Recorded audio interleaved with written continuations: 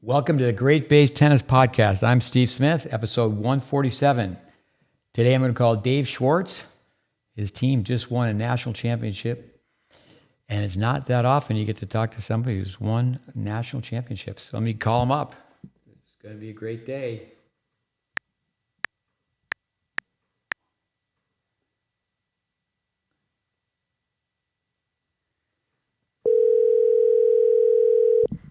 Calling once, Dave Schwartz.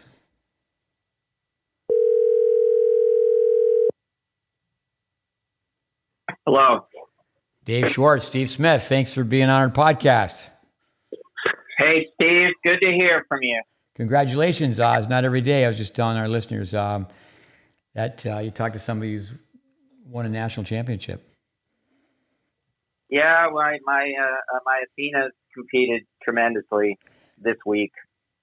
Oh, that's great. And others. Yeah, no, let me read this off very quickly. Dave's a fellow upstate New Yorker, two types of New Yorkers, Hicks and Slicks. Raised in Ithaca, New York. Cornell graduate, played at Cornell. Started his coaching career in 1996. You have to correct me if I'm wrong here. 5 national titles, 3 in women, 2 in men's. 5th coach to win national championships in both men and women. First coach to win championships at 2 different schools. After playing at Cornell, you'll have to get me straight on this. You went in the business world for a while, but you were a coach at Middlebury 2000 to 2010, 8 straight years in the Final Four. At Brown 2010, 2014, success, winning record. Claremont-Mudd-Scripts, been there 9 years, nearly batting 1,000, 921 overall matches, 968 league play. In additional national titles, players won numerous individual titles, also won numerous Coaches of the Year awards. That's pretty impressive, high above Cayuga Waters. Tell us about how you got started in tennis, your passion, your beginning days. That's usually where we start. Gerber food, baby food.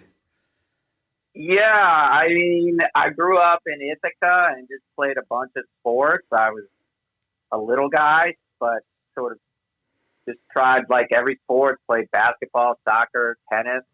I didn't play in USTA tournament until I was 27 years old. So mostly my training, I didn't really get any coaching. There was a couple older guys in town who played a lot of national age group stuff, and they were willing to play with me. It was very nice.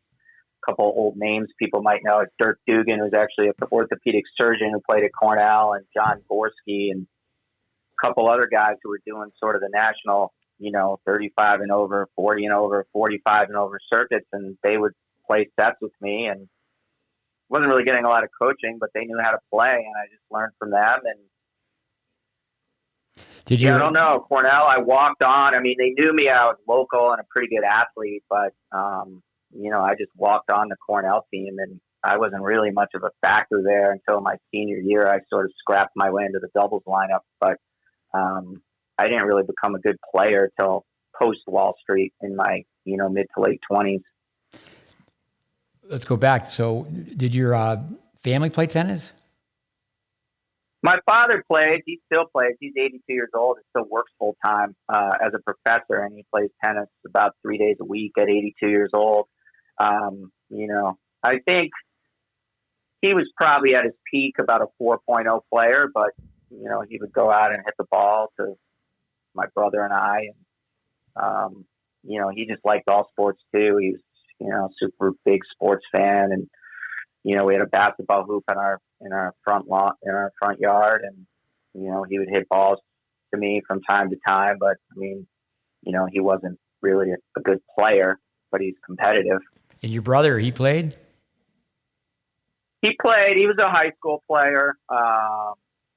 Didn't play in college, but actually, sort of later in life, sort of like me, but even later, fell in love with tennis, and he plays all the time now. He lives in the Boston area. He'll play when it's 32 degrees outside. He's pretty rugged, but he'll go hit on the wall for an hour twice a week. He loves tennis now, but he wasn't as obsessed with it growing up. Well, if you grew up in Ithaca, New York, 32 degrees is not that bad. Yeah, that's true. I mean, he lives in Boston now, so not much warmer, but he's willing to play outside virtually on any day anyone's willing to hit with him. So he's still pretty involved with tennis. He took a long break from not playing. He didn't play for several years, but he got back into it maybe a decade ago. Your father's a professor at Cornell or Ithaca College? He's an English professor at Cornell and still working. Wow, that's impressive. And your mom? Yeah.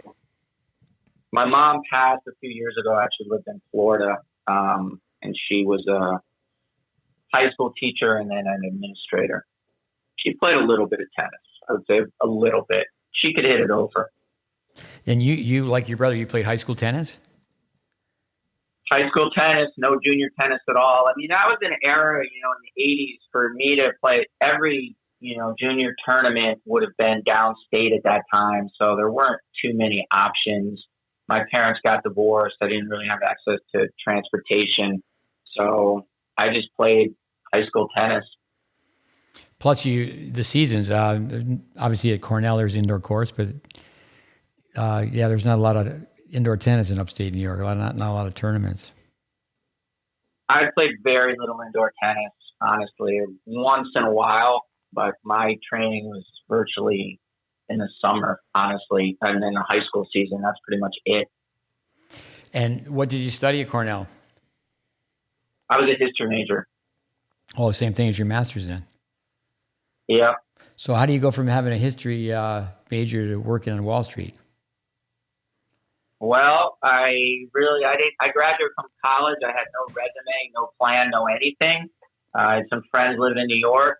I moved down to Brooklyn, put a mattress on the floor underneath the weight bench, and immediately got a job actually at the Brooklyn Racket Club out on Avenue X in Brooklyn just to make a little money. Applied for a few jobs, saw an ad in the New York Times. And then the person who entered me had played football at Penn, so he picked up Ivy League athlete off the pile. And yeah, I had no real business training, economic training, anything, but he hired me. And yeah, I did a few years on Wall Street, and it wasn't really my thing, although I certainly don't regret doing it. It was fun being young, living in New York City. But I just never really loved what I was doing, and sort of reached the point where I was starting to make decent money and was worried that if I kept at it, I would not switch careers. So I just moved back to Ithaca, enrolled in Portland State with the plan of being a high school teacher, which is what I did for a few years, although sort of in a unique job. I actually tutored students who had to be kicked out of school. And at that time, I don't know what the rules, but they weren't allowed to drop out until they were 17 at the time. So my clientele were males, of course, who were 15, 16 years old, and my specialty, if you will, I taught the students who had to be removed for some sort of acts of violence, bringing a weapon to school, assault, occasionally a drug dealer. Those were my students. And I taught them one-on-one off campus. Wow. For 2 hours. Usually had 3 or 4 students a day. And, I started hitting with the Cornell teams. I coached JV high school baseball one spring. I coached the 9th grade basketball team for 4 years. My actual first scholastic coaching job was I coached the modified girls tennis team. So that's below JV girls high school tennis at a public upstate New York. So you can only imagine what the level was. I had 48 players on 6 courts my first year, and they were almost all ranked beginners. So that was my very first scholastic coaching job. But I also coached baseball and basketball as well, and I just was sort of piecing together, different jobs, sort of figuring out what my path was. I never planned on being a college coach. Well, all those experiences certainly add up. I always say, I say somebody starts playing poker, they develop a poker player's mind. Working with those challenged students must have certainly been just that challenging. Working in the business world, Wall Street, being on the streets of New York, but we touch upon that because obviously you put together a winning formula, and what's the secret of your success? But tell us about getting back on the Cornell campus coaching. That was in '96, right? I mean, I don't even remember the year. That's a long time ago. And my path to coaching at Cornell, I started out, I mean, the very first role I had is Cornell had a number one women's player, sort of showed up at nowhere and didn't lose a match in her career in the Ivies at number one, a Russian player named Olga. And she was so much better than everyone else. And I really didn't play any tennis when I was in New York. I probably played once a year for those 3 years. And then when I moved back to Ithaca, I started playing, and I sort of fell in love with the sport really more than I ever had growing up. It was sort of always something I did, and then I got lucky enough that I was able to walk on the Cornell team, but, you know, it wasn't really much of a factor there until my last year, and sort of fell in love with tennis. I hit with her a little bit. Then I started hitting with the men's team a little bit because all of a sudden I was actually a good player, which I had never been before. I'm not sure how it happened. You know, relatively good player anyway. And, you know, got a chance to be part-time, I think, first with the women, and they paid me a couple $1,000s. The first year I was actually a full-time coach as they let me manage the tennis center. They sort of created a full-time position where I was the manager of the indoor center. And then also the men's assistant, but the only time I was a full-time assistant at Cornell was my final year there. And then from there, you went to Middlebury. I went to Middlebury in the fall of 2000, I believe it was, and I went up there, and it was an interim position, and I was paid $10,400 to be a head coach of the Middlebury men's program. They paid me another, I think, $1,800 to manage the hockey ticket office, believe it or not. Sometimes in the story, I tell people I drove the Zamboni, which is not actually true, but it makes the story funnier. I was allowed to drive the Zamboni by the people who worked, you know, at the rink, but that was actually not part of my position. Yeah, for our listeners, for the listeners, the Zamboni, that's what they use to clear the ice. I can remember years ago where they didn't have Zambonis. That's the name of the person who invented it, Italian name. And yep. They used to put all the hot water in a barrel, and they had burlap bags. And first, young hockey players would come out from the local community and work as scrapers, and they would go in a circle. But yeah, I tease people once in a while and say I'd like to go back to hockey and be a Zamboni driver. Well, I know that you're a hockey expert, so I figured you'd appreciate that reference. But I really did manage the hockey ticket office for, I think they gave me an extra $1,600. I don't even remember. So you went on an interim basis. So you had to go and hope that you could prove yourself and then get the job full time. That's what it sounds like. Well, right? It wasn't even that. I was actually slated to leave because the plan was the coach took a leave of absence because I think her husband was ill, unfortunately. And then the plan was she was going to come back the next year, and then they ended up making her the SWA.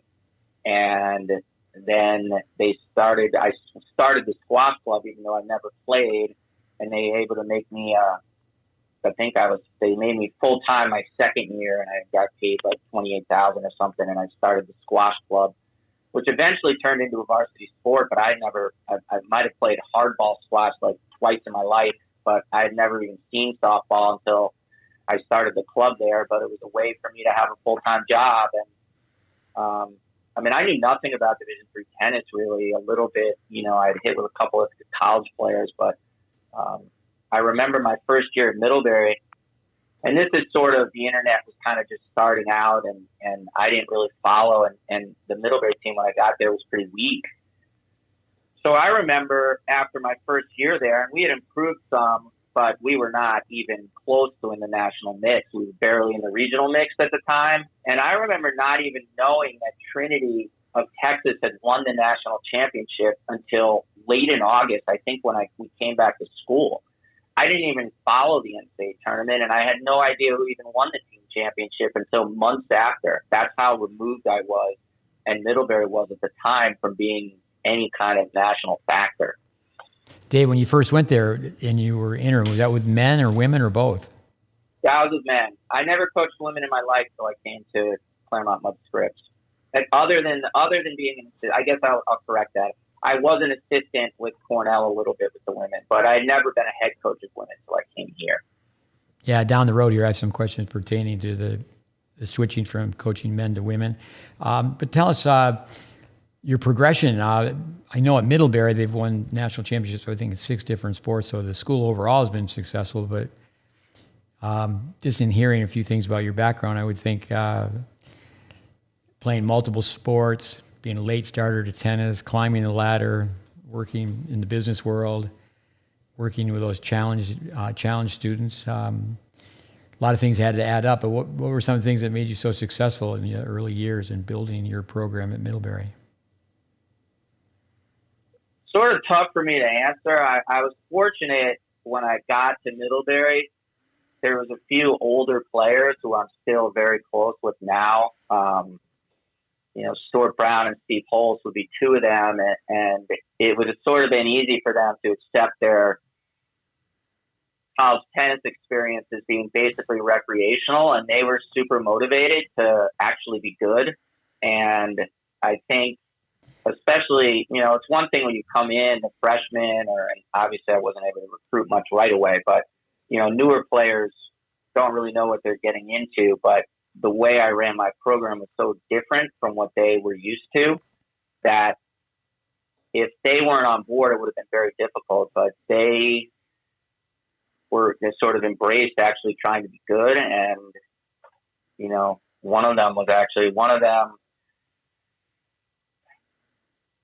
the first 2004 national championship, one of them was a senior who had been that year, who had been a starter his whole career and was actually not a starter on that team, but still was a captain and one of the best leaders I've ever been around. And the other guy, Steve Holtz, stayed an extra year and was my assistant. So even though he didn't get a ring as a player, he got a ring as a coach. So, and then since then, the program has been pretty strong and at least sort of in the national mix ever since, even after I left. Bob Hansen won a national championship there. And my former player from my 2010 national championship team, Andrew Thompson, is actually the head coach of the Middlebury men now. With Middlebury, for our listeners, beautiful place in Vermont. I knew years ago it was a very good school. One of my sisters was a scholar. She actually went to Cornell, which that's not a piece of cake to get into to make an understatement. But I knew way back when Middlebury, back in the day, freshmen could not play varsity sports. I went to a prep school also in New England, and I remember playing home and away with Middlebury. And one of our great players, a postgraduate, we started razzing in the locker room. The Middlebury coach came in and gave him his application back because his SAT scores were too low. We didn't cash the check. But tell us a little bit about Middlebury as far as where it is and the weather and indoor courts. It's not your hotbed of tennis where you were. No, gorgeous place. I actually joke that the weather was better there than Ithaca because at least the sun shines sometimes. But it was cold, and our indoor situation when I got there, they were just hockey mats. It was the old hockey rink, so there were just rubber mats on the floor with all sorts of dead spots and creases, all sorts of interesting lines. I don't even know if the courts played fast or slow at that time, but I think my second year they got rid of that after my second year maybe, and then they put in a multi-purpose facility with 9 million lines on it. And, we'd be practicing and there'd be frisbees flying by our head, golf balls. The courts were too close together. There were curtains in the back, and those courts were like glass. And it was so fast, and the courts were so close together, and there was virtually no room in the back. It sort of lent itself. You ended up, if you were big and strong and could hit the ball hard, it was a huge advantage in those courts. I was able to raise some money in my last few years at Middlebury. It was still a multi-purpose, but I was able to get an old buddy of mine named Oki, who's a court guy from Cazenovia, New York, which you'll know. And I got them to let me bring him up and do the outdoor courts. And then while he was there, he put in a new multi-purpose, but it was much closer to a tennis court. So at least my last few years at Middlebury, it was a reasonable facsimile of tennis. But the rubber mats were, I don't even know what to call that. But and then the surface after that was literally like glass, like lightning fast. So I don't think we lost a home match indoors my last 8 years there.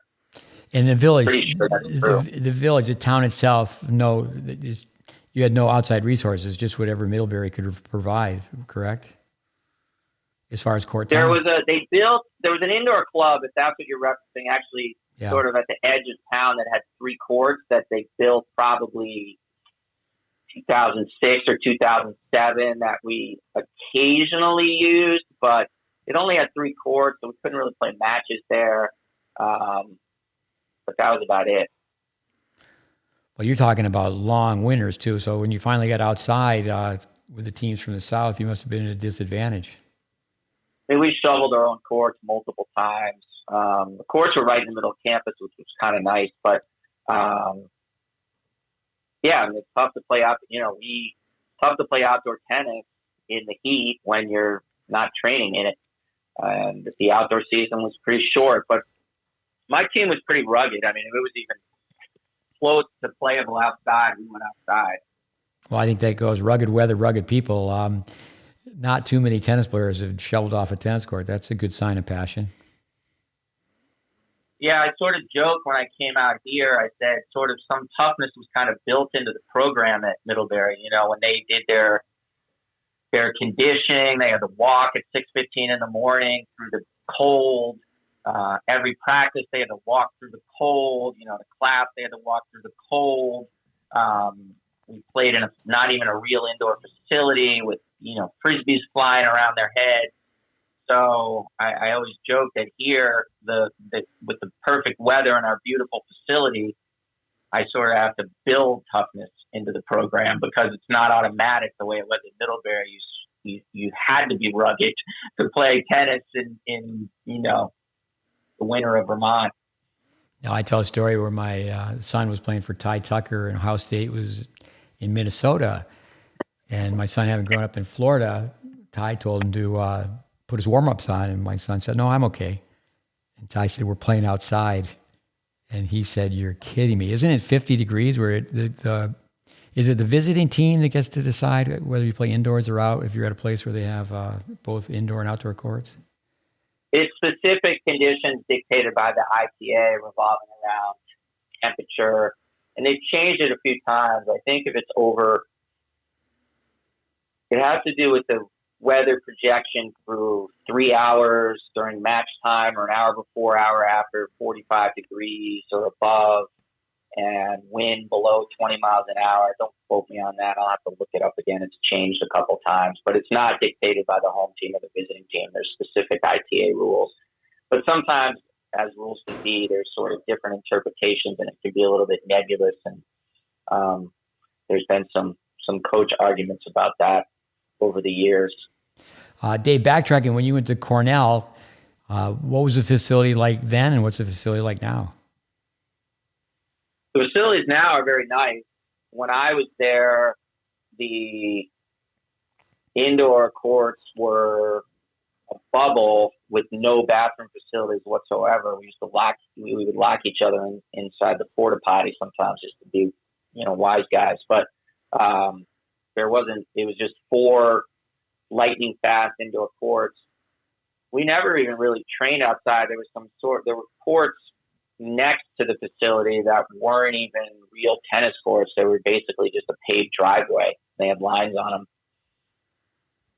Yeah, and that's amazing how the college. But when I coached there, they had already built a new facility, so that was different. The new facility is off campus, but there's 6 indoor and 6 nice outdoor courts, and it's a nice facility. But I coached there, but I didn't play in it. No, it's amazing around the country how college facilities, tennis-wise, and I guess throughout all sports, have improved so much. When you were at Middlebury, you and your players get to interact with athletes from all the other sports? It's a small school, so I'm a sports junkie, as you know, so I always went to other sporting events, and I usually knew other athletes. The same thing here. I don't have children, so I love going to sporting events, and wherever I've been, I've always tried to attend, other sports. basketball is probably my true love because I played a lot of it. I used to skip there in college. I skipped class virtually every day to play noontime hoops. Not sure I should be proud of that, but that's the fact of what I did, that I got to be a good basketball player. And then I would do, tennis practice and lunchtime hoops. So I was pretty fit at that time. Well, isn't that true with Division III sports that you, especially from prep schools where they have the tradition where you play a sport every season? I mean, I think that's a problem where these young kids at such a young age, they just play one sport. How many how many multiple sport athletes did you have in your tenure at Middlebury? Or they just play tennis? By that point, I had a guy who played hockey. I had a guy who played football, but they weren't starters. But they were fun to have around, and they were, we were pretty good. So there was plenty of Division III tennis teams they could have been starters on, not for us. But I didn't have too many. There were some other sports. I mean, it was common at Middlebury. There were plenty of people who played lacrosse and hockey. Plenty of people played baseball and football. Tennis is a little different because there's a small sport. I mean, squash was a club at the time.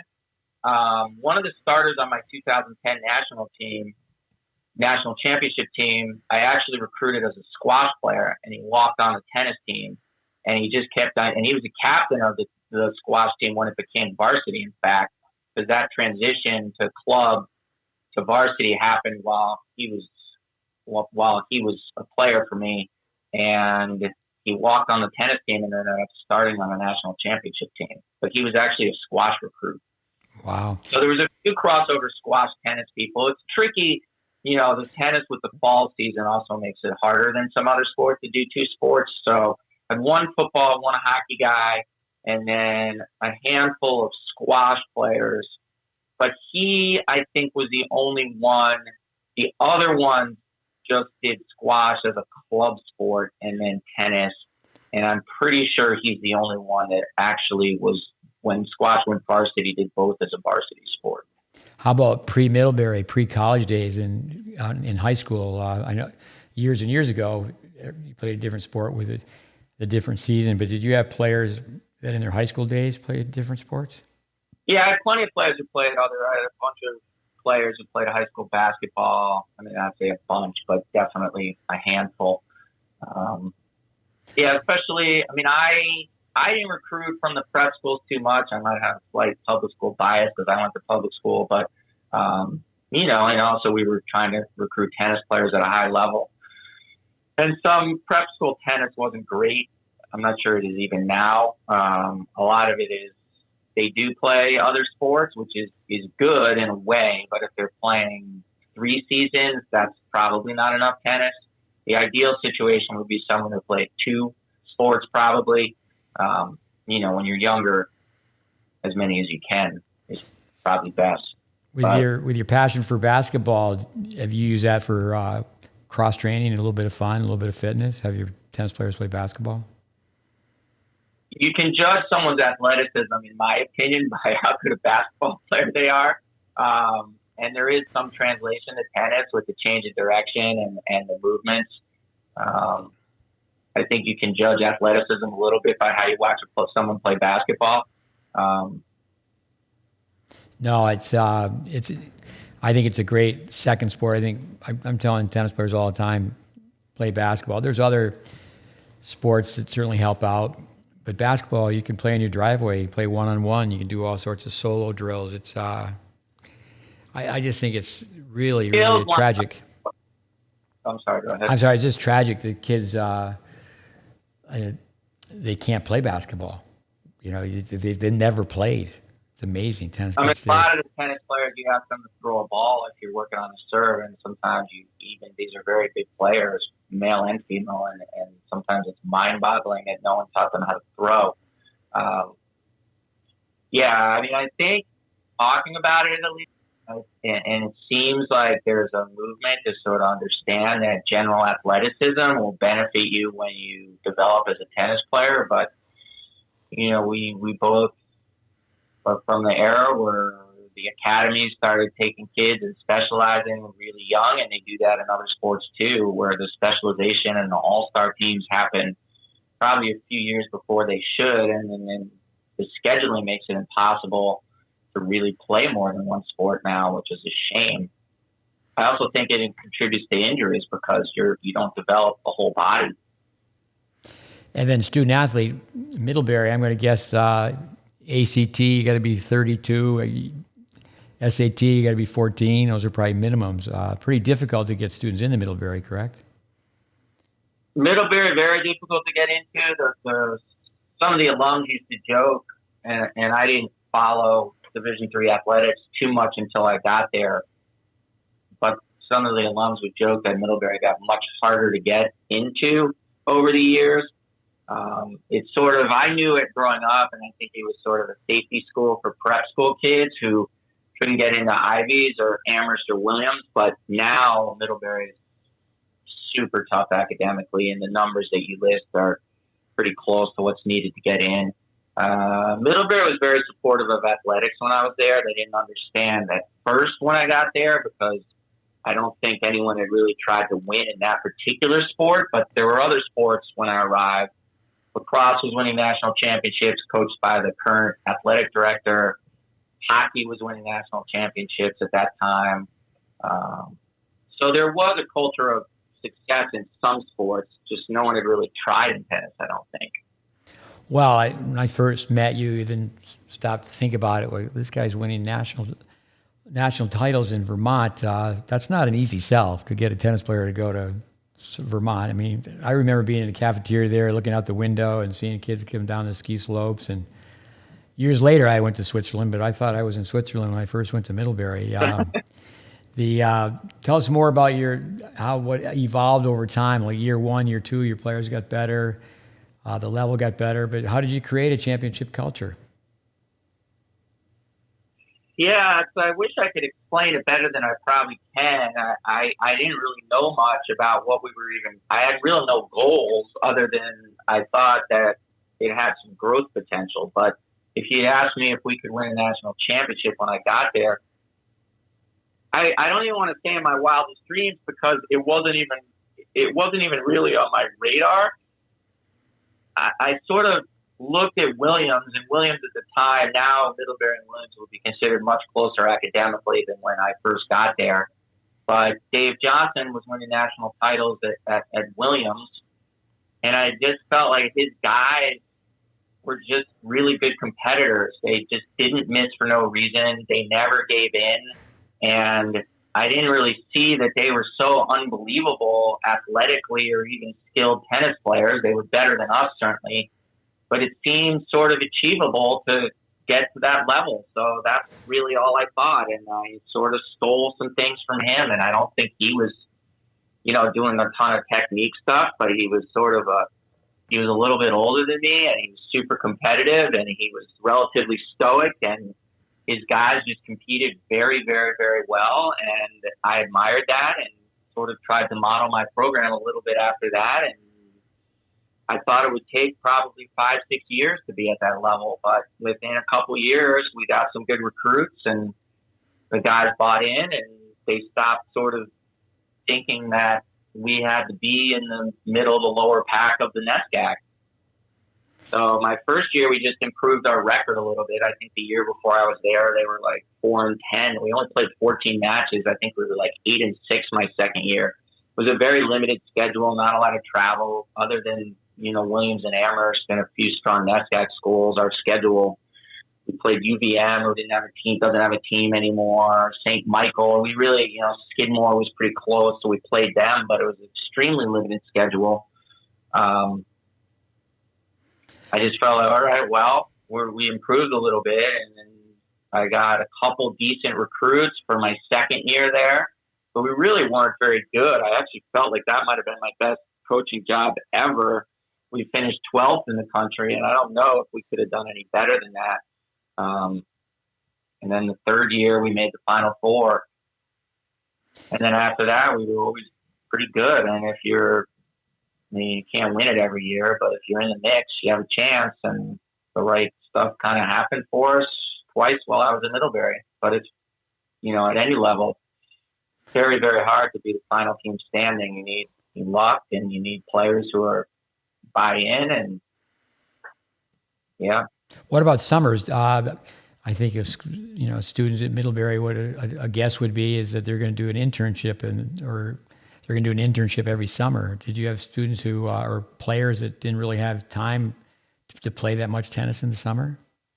I mean, the era of players training in the summer and playing a ton of tournaments, unless they're trying to be professionals. I mean, even in Division I and the Ivy, it's where they just don't play much in the summer. When I was in college, some people, I mean, I never had an internship. I didn't even have a resume until months after I graduated. But my friends would get internships after junior year, but no one really did it after freshman or sophomore year. I taught tennis every summer at a local camp. And then my training would be at lunch hitting with the other coaches and occasionally playing a weekend tournament. But my players in Middlebury, they would play a couple of the IPAs every summer, maybe. But there wasn't, in Division III, we're not allowed to work with the players in the summer. And they weren't on campus virtually ever. We had a language school there, but not really a lot of summer school.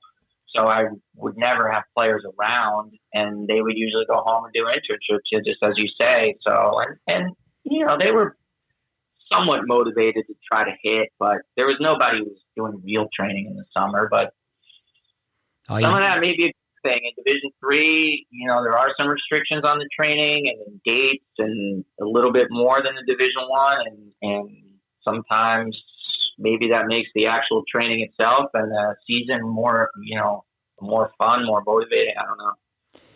Oh, you've already answered my second question. I was going to ask about camps back in the day. Now so many college players are traveling around playing tournaments all summer. But it used to be that they would stay and work a camp. But you didn't have your own camp? You said you worked at a local camp? Well, when I was growing up, I just, Cornell had sports camps, and I'd work at that. I mean, it wasn't, even a tennis camp. But at Middlebury, yeah. I was recruiting out of pocket money. I mean, my recruiting budget when I got to Middlebury was $50. I think maybe it was $100. And, that's much different than now. And then I started fundraising a little bit, but I recruited, and, my friends in the Ivies would let me sleep on their couch in the hotel room or something, or the floor, because their budget was paying for it. I mean, I just was hustling. I would, visit friends who happened to be near a tournament, and I would try to go to that. I just, was doing anything to try to recruit players and get better. But in the summer, I worked at the Queechee Club a couple summers under Chuck Kenyon, who I'm still in touch with, who coached at Dartmouth for years and years and years. So I would leave in the summer because I wasn't making very much money, and I would, grind out lessons. So I did Queechee 2 summers, maybe 2.5 summers, and just grinded out lessons to make money. So, and tried to do any recruiting I could, a little bit on the weekend, or drive to Boston or New England sectionals or Eastern sectionals or whatever.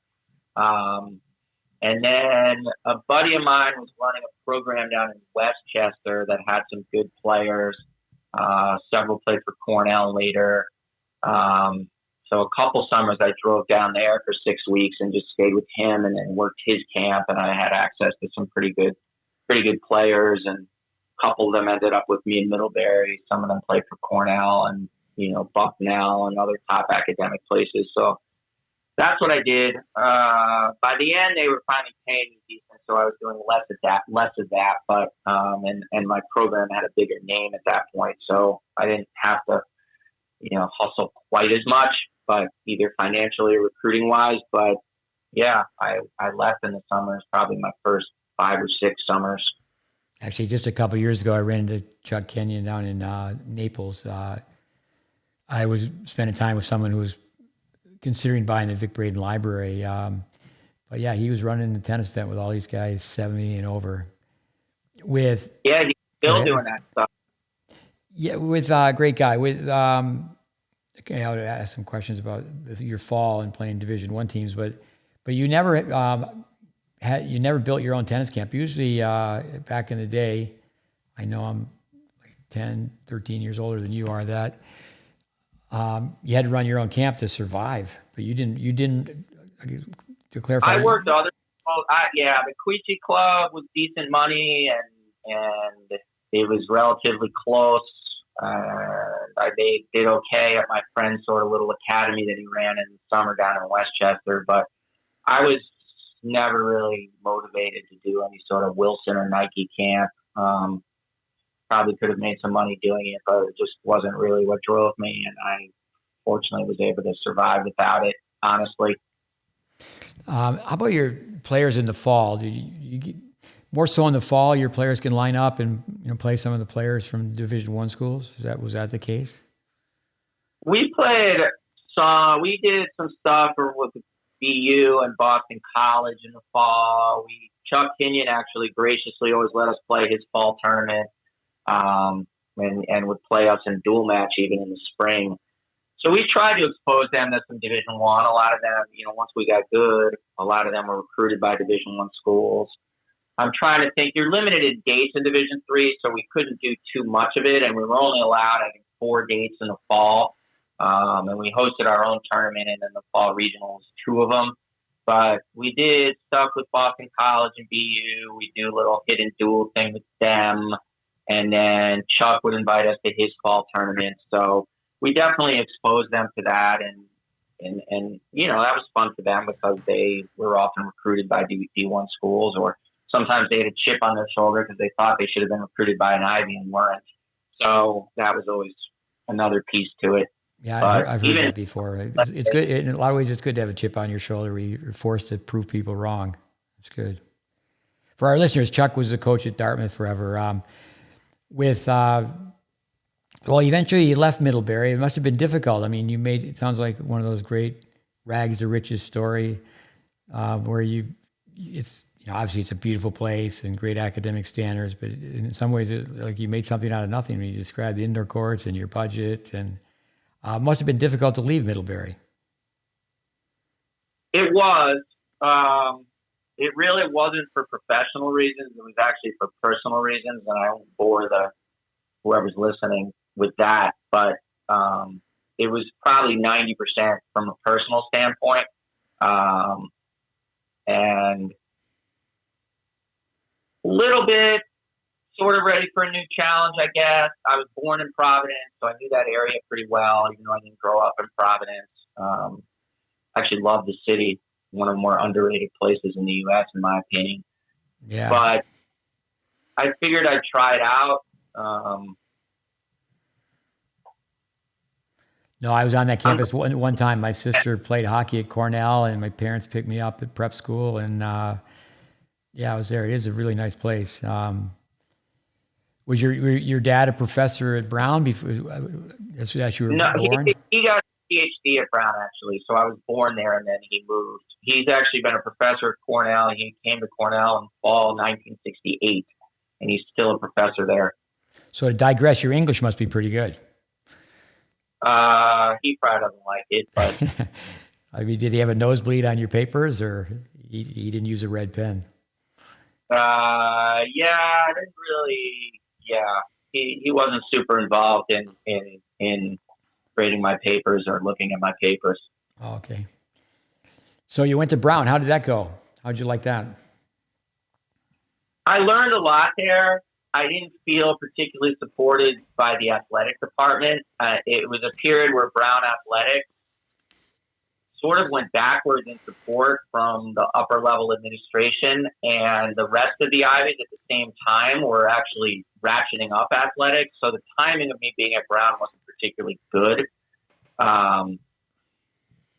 The whole department, I think in the 4 years I was there, I think the entire department won something like 2 Ivy League titles, and they were both on the women's side. I was coaching men at Brown, obviously. So it wasn't, our facilities were well below par, both outdoor and indoor with the other Ivy Leagues. But we were pretty competitive. 3 of the 4 years there, we were in the middle of the pack. Since I've left, I don't even remember the last time Brown even won an Ivy League match on the men's side, but it hasn't been recent. So I wish we had done a little bit better. I felt Brown was a great place to be. as a student if you weren't an athlete. And it wasn't just tennis that the issue was there. I mean, it's been a while since I've been there, but I felt like the athletic department compared to the rest of the Ivy League at the time, and I'm including tennis in that, but I'm not only talking about tennis, was just flat out not supported. Budget, admissions, facilities. It was just such an upstream battle that I was just getting exhausted fighting it, to be perfectly honest. No, growing up and being a fan of ice hockey.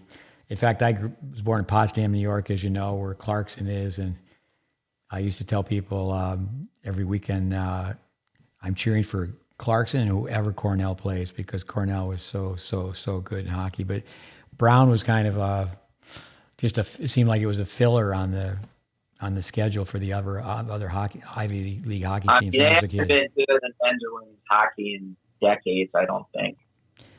But they were way ahead of the curve.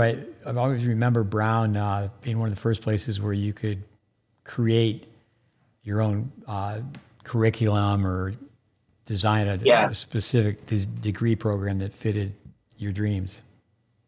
I mean, I love Providence, and I actually think Brown does a great job of educating students. I just think it's far and away the worst place to be an athlete. I've heard there's a new AD who's trying to change that, but my experience there just felt like, compared to the rest of the rivals in the Ivies, it was just really, really difficult. And I'm proud we were as competitive as we were, and I wish we had done that even better, obviously. But it was a tough place to be a coach, not just for tennis at that period. And you know, there weren't a lot of successes happening in any sports there. I think we finished, when we finished fourth in the Ivy a few times, the average finish for Brown Athletics at the time on the men's side was like, across the board, was something like 6.8 or something out of 8 teams across the board, which is pretty abysmal if you really think about it. It may be a little better now. I don't know. I mean, Brown is certainly not a powerhouse in Ivy League athletics even now. I think it's improved a tiny bit, but well, why don't you touch upon Ivy League tennis years after you left Brown? The levels improved a great deal, correct?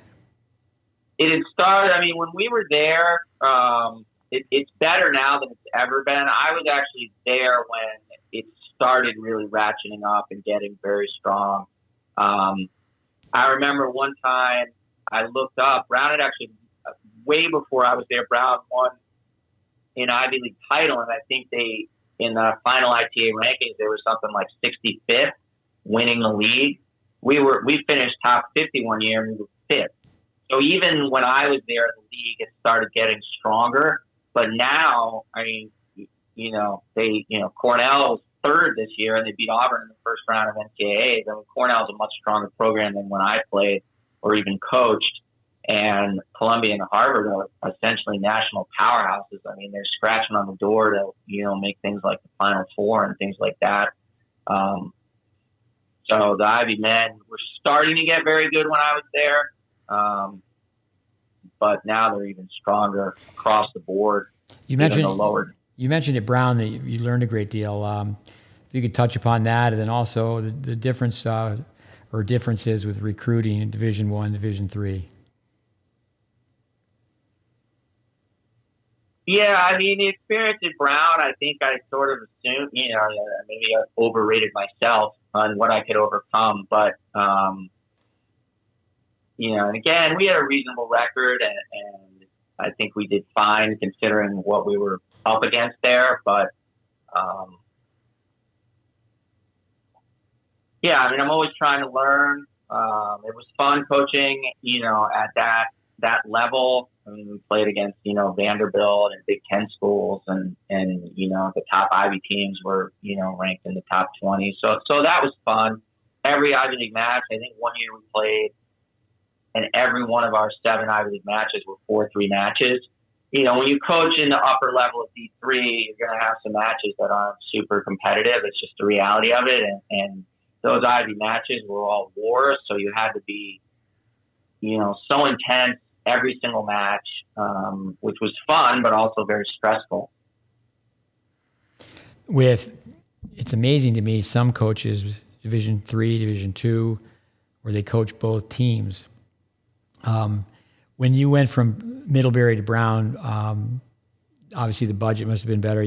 What about your support staff as far as assistants? Did you have assistant coaches and volunteer coaches? I had a great assistant my first 2 years at Brown. Is Brian Cagneco, is now the Central Florida women's coach. And our second year was our best year. We finished the year top 50, and we had a couple team match points, and I think we would have got in as that large if we hadn't lost to Penn that year. And we had a pretty good thing going. I mean, he was full time. I think he was getting paid like $23,000. So, if we could have got him up to even a reasonable level, he probably would have stayed. But his career certainly has worked out, and he's a terrific coach. At Central Florida. I know he's a great player. I've been introduced to him. I don't really know. Obviously my son from that Ohio State program speaks highly of him. Yeah, I thought we had a good thing going. Then coincidentally he left because we weren't paying him enough, and then a new AD came in who really had no interest in racket sports whatsoever. So that made it more difficult. But yeah, I mean, at Middlebury, I had maybe $4,000 for an assistant, so I had to have part-time people. I guess technically at Brown it was full-time, but we're also competing at the Division I level against programs that had way more support. So I don't really want to badmouth Brown, but considering the level we were trying to compete at, there wasn't much support there. With then going to California, obviously with your background, you could have secured jobs on the men and women's side. How did you make the transition to coaching women? The Brown, I felt my last year at Brown, I sort of felt like I was starting to get a little bit bitter towards what we lacked. And I felt if I stayed any longer, it was going to sort of affect my coaching. So I made my name in Division III, and to be perfectly honest, it's fun competing for national championships. We know we're not going to win every year, but it's nice. That was more appealing to me than being sort of mid-level Division I, or maybe a little above mid-level, but still, you're not winning any national championships at Brown. I felt like there was no chance with the support we were having and the facilities and the budget. We really were going to be winning Ivy League titles. So I like to win, and I was single at the time, and I always wanted to live west. Tried out. I was an East Coast guy my whole life. A little bit sick of the cold.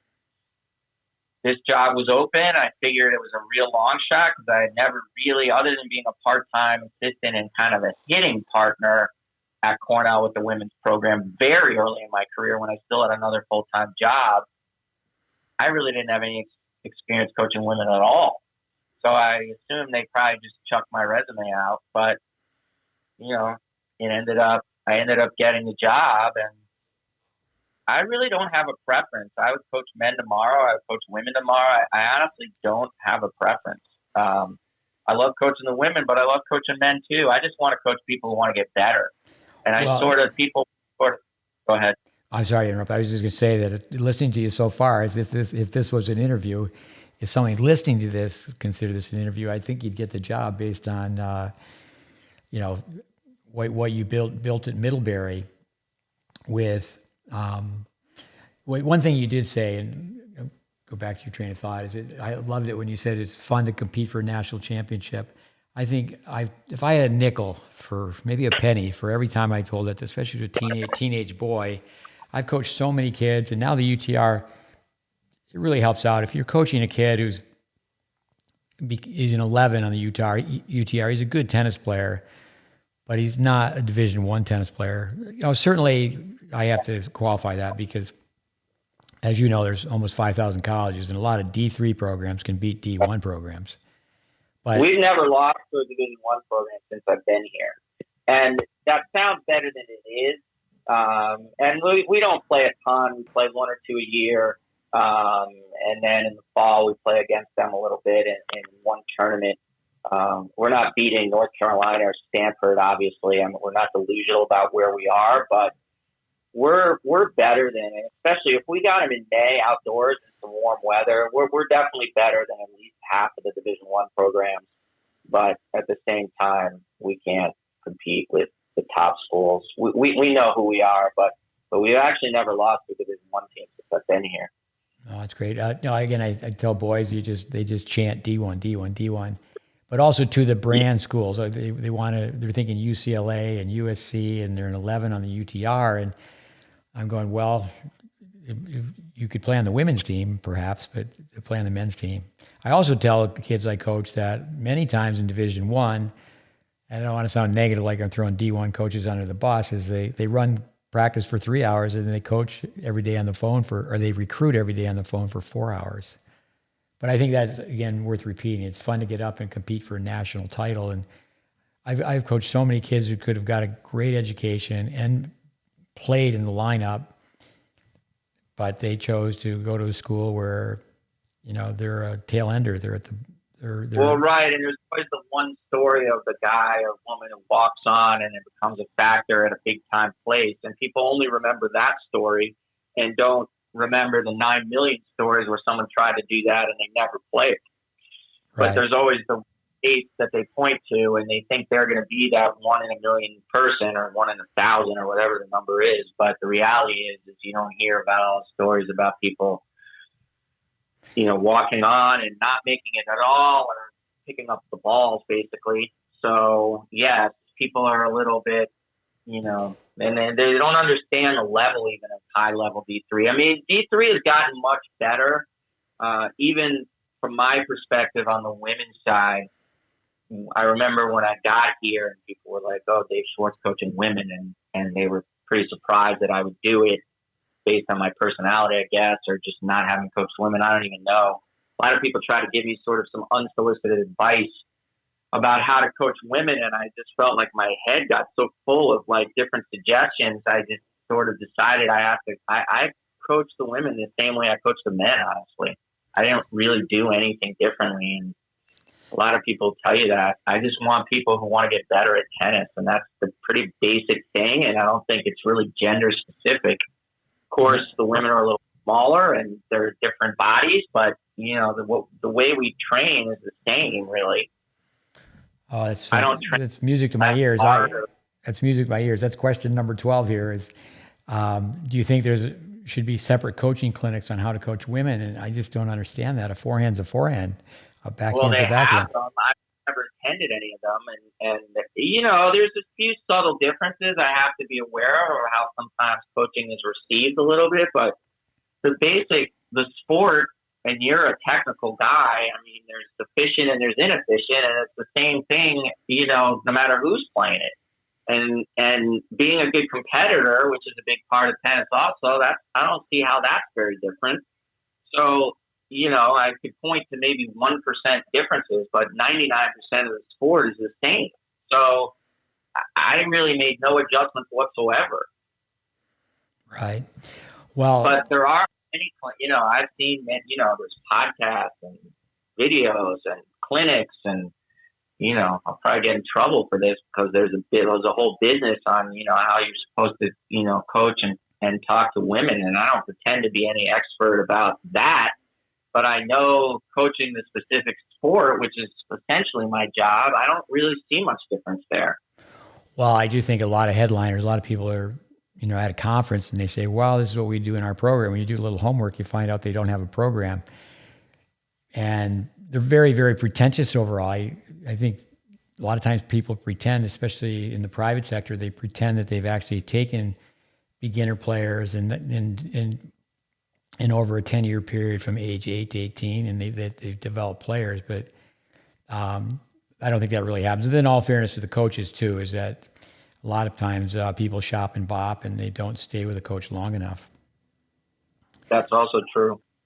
Tell us a little about your facility. When I called you up to congratulate you on winning this national title, we just caught up and you mentioned that you have a fantastic facility. So I got online. Tell us a little bit about the facility where you are in California. I've always coached at places where the facilities were somewhat questionable, and now I'm at one of the most beautiful facilities in the country. It's really nice for the players. They can walk 2 minutes and be at one of the nicest. I think our facility is nicer than, Berkeley, USC. There's 12 lit courts. It's burned down, so it's not windy. There's a crow's nest. There's good viewing. There's play site. There's electronic scoreboard. I think I coach at one of the nicest facilities in the country, and I would include Division I in that. It's a fun place to go to work. I'm looking out my window right now, overseeing it. Fun place to coach, fun place to train athletes. Players love it. I think it motivates them, and because it's so close to campus, it's easy for them if they feel like getting extra work in to walk down here in 2 seconds. It's a very different experience. The weather's always good, so except for this spring. But yeah, it's very different than my coaching in sometimes not so great facilities and terrible weather and indoors and outdoors. Here, I only have outdoors, and they're gorgeous, and the facility is kept. We host nationals, NCAAs every 4th year since I've been here, so the facilities resurface regularly. It's kept up. It's, in Division III, not all the main resources and the attention is only to the major sports like football and basketball. And one of the nice things about Division III is that, all the sports are on relatively equal plane, which is another reason I like Division III. And I'm really lucky to have one of the nicest facilities in the country. And speaking of you, YouTube's amazing. I've got down trees and PhDs. I didn't know that until I went to. I had been to Pomona on their campus years ago in the '80s, early '80s. So you're about 30 miles east of LA. This would probably be a podcast in itself to go through the 5 colleges: Pomona, Claremont-Mudd-Scripts, Harvey-Mudd, Pitzer. But why don't you just give us a short trees and PhDs, talk a little bit about Claremont and the different colleges. Yeah, it's so hard to summarize, and I always tell people, and even with recruits, it's very difficult to explain until they're actually on the campus. It makes a lot more sense when you're physically here. There's 5 colleges and 2 athletic programs. Pomona and Pitzer are 2 colleges, and they have their own athletic program. And Claremont-McKenna, Harvey-Mudd, and Scripps have a separate athletic program. But the students of all the 5 colleges see each other all the time. But the furthest walk you could have from one college to another college of the 5 colleges, I guess if you went uphill from Pomona to the top of Pitzer, that would maybe be a 15-minute walk. So there's a few other sort of groups of colleges that sort of work a little bit together across the U.S., but none of them are right on top of one another with separate presidents, and each college has its own administration. It's very unique, and obviously Pomona and Pitzer are right across the street. They're a good program. They're a rival, but the students will be in class with one another because you're allowed to take classes at any of the 5 colleges. You're allowed to eat at the dining halls of all the 5 colleges. When we play Pomona on the road, we walk. I'm not kidding. Their tennis courts are about 100 yards from us. So Our big road trip to carry our racket back across the street to play them. So again, I could really ramble on about it, but it's one of those sort of things that becomes a little bit clearer once you physically can see the campuses. But it's a nice, 30 miles east of LA. There's Middlebury was gorgeous, absolutely gorgeous. But it is a little bit in the middle of nowhere, and there's like one traffic light, and if you want to do anything, you have to drive to Burlington. But Claremont, each of the 5 colleges is relatively small, but because all of them together actually equal up to a pretty mid-sized school, mid-sized university, the village is pretty built up with, restaurants and bars and shops because it's supporting 5 small colleges, not just one, the way of Middlebury or Williams would, if that makes sense. And there's a lot of grad programs. I mean, explain the trees and the PhDs.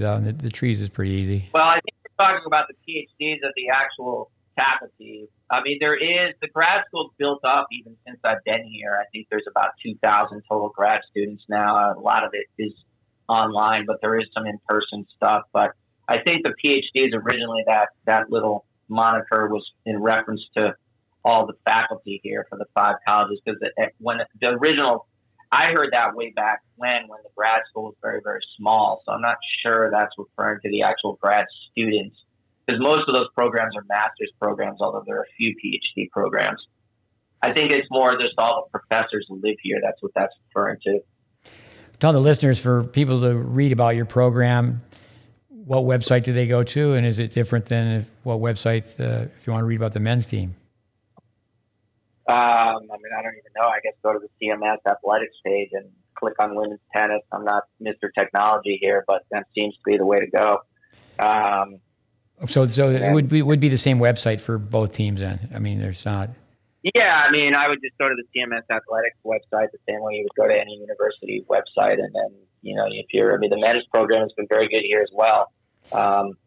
I just thought that the men were Claremont-McKenna and you were basically Claremont-McKenna's. No, it's Scripts. all CMS. I mean, Okay. Scripts is a women's college, so the men only have athletes from Harvey-Mudd and Claremont-McKenna, and then we would have athletes from all 3 schools. But no, it's the Claremont-McKenna was a men's college back until the 70s, but it's been co-ed ever since probably, I think, the early 70s.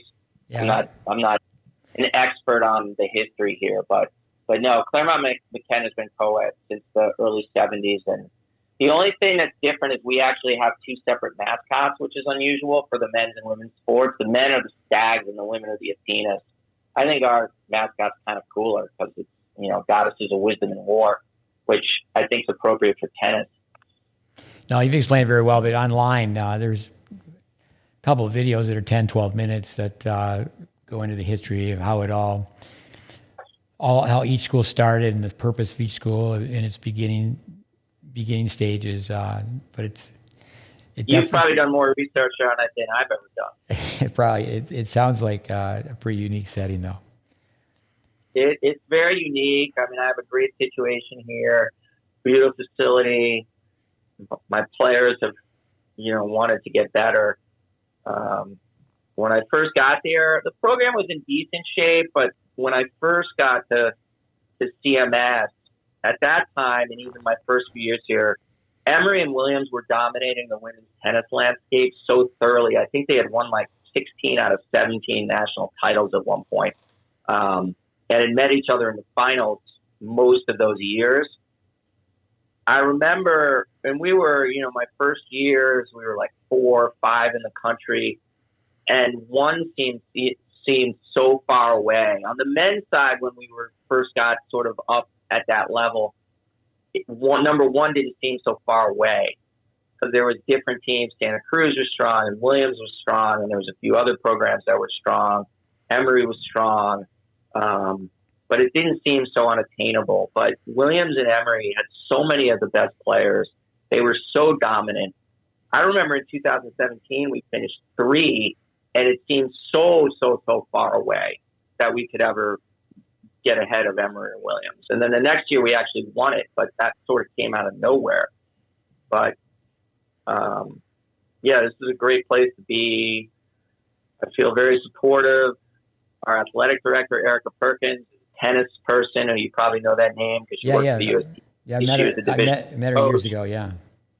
Yeah, so, tennis is very well supported here. I remember after my first year here, and we were, 4 or 5, the director of admissions, I sort of was like, sent her an email, sort of joking and but mostly serious, that, we needed more players to be competitive with Emory and Williams. And she sort of wrote me back and said, I don't know what you're so worried about. You're number 5 in the country. And I said back to her, and she jokes with me even to this day, she remembers this. I said, I don't want to be number 5. I want to be number 1.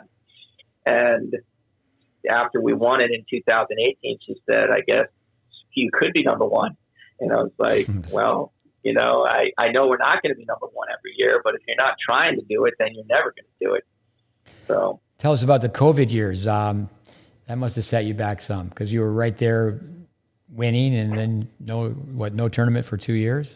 Well, I felt like it set us back, and I was pretty depressed about the whole thing. But then we seemed to recover pretty well since the first post-COVID year. We won it, and then did it again this year. So while it was going on, I felt really set back because we lost in the finals in 2019, and then we're not much of an indoor team, obviously. And then in 2020, we won indoors. We were undefeated. I had the top 2 players in the country. And the season got shut down, and we were losing almost nobody from that team for the next year. And my number 1 player ended up transferring to Northwestern, and she played and won for them this past year. And we lost another player who transferred to a D1 school during COVID. And I felt really kind of crushed because I thought those were the 2 best teams I ever had as far as talent went. And we didn't even get to finish either season. We played part of the season and then no season. And the other thing about 21 was most of the country played. So they had NCAAs. It was supposed to be hosted at our courts. So I had the best team I ever had. Was supposed to host NCAAs, and then the season got canceled. But the rest of the country did play. So that was an incredibly frustrating time for me. And I felt like I built up this program, and then, we had a couple people leave. We didn't get to compete.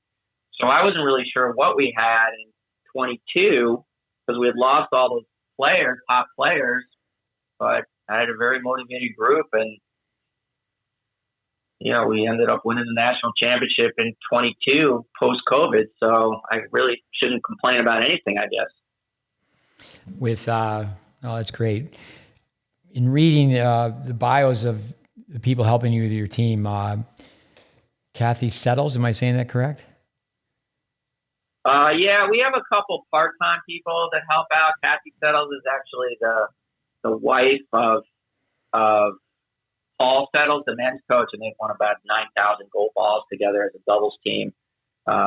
She's one of my part-time assistants. She coaches the local high school boys and girls team, so her involvement is actually probably less than a few of my other part-time people. We have the sister. My full-time assistant is Kate Bernard, who played for Indiana. So, and then the other people all have full-time jobs, so they kind of help out what they can. Lauren Yoon is somebody who helps us out a little bit, and she's the sister of one of our players, and she's actually a graphic designer for Osaka's company. And then Angela Kulikov, who is a WTA doubles player who I actually coach, obviously is traveling 30 weeks a year. But when she's around, she actually helps us out with the program because she trains in Claremont, and it's been great having a player of that level around the program.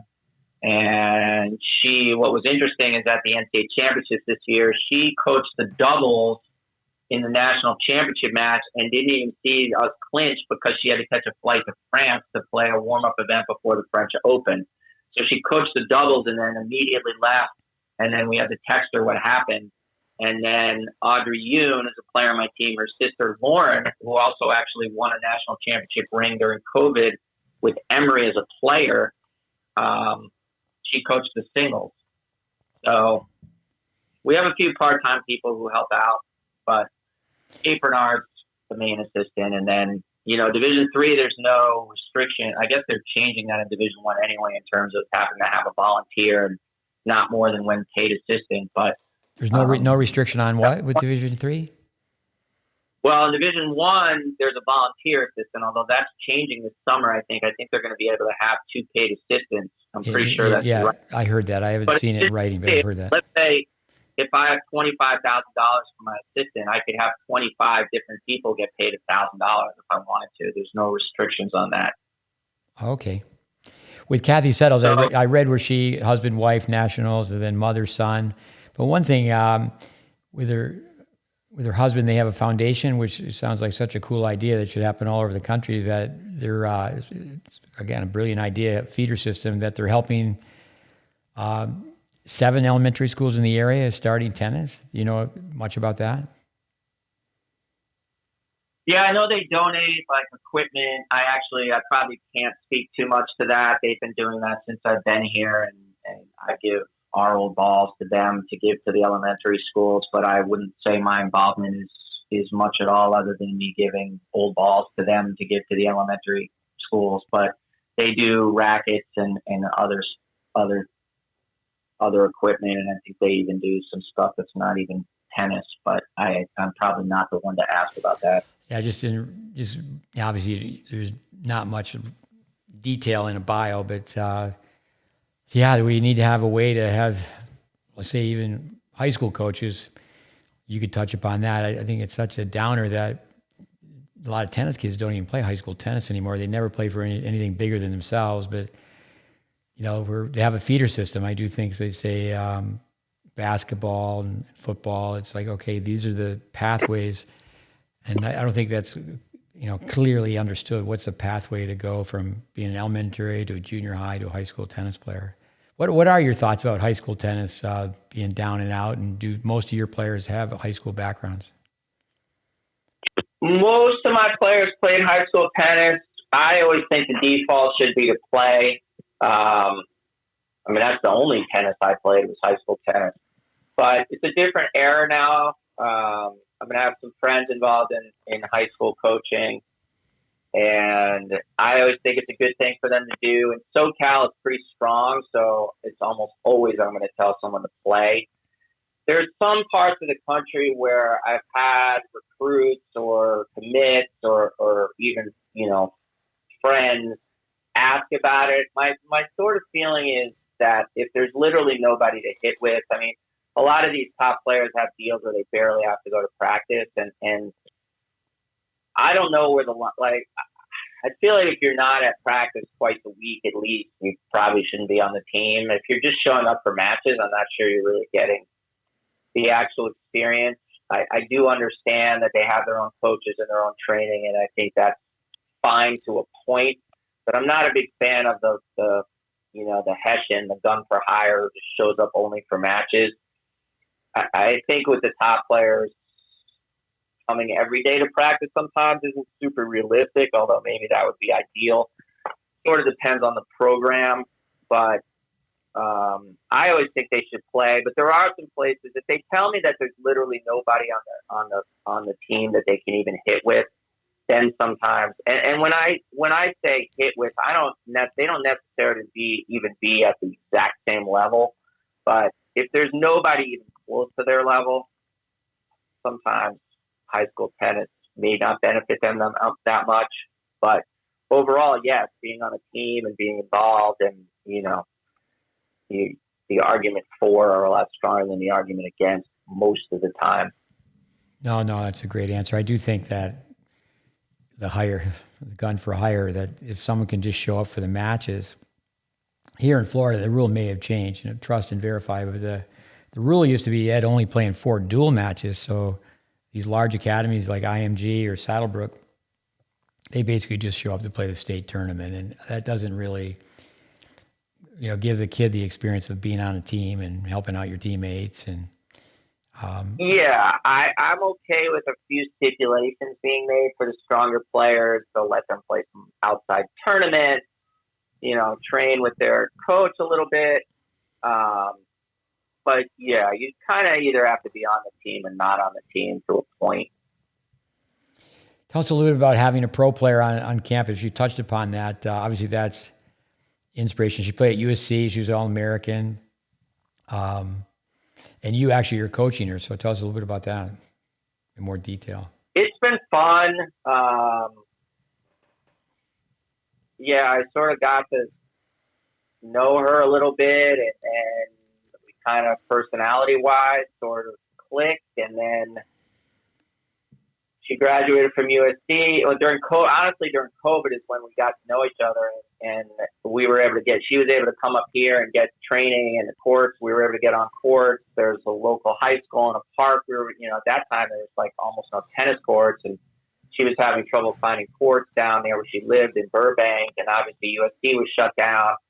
So she started coming up here, and there was a few people to train with up here. Caitlin Christian lives up here, who's another WTA doubles player.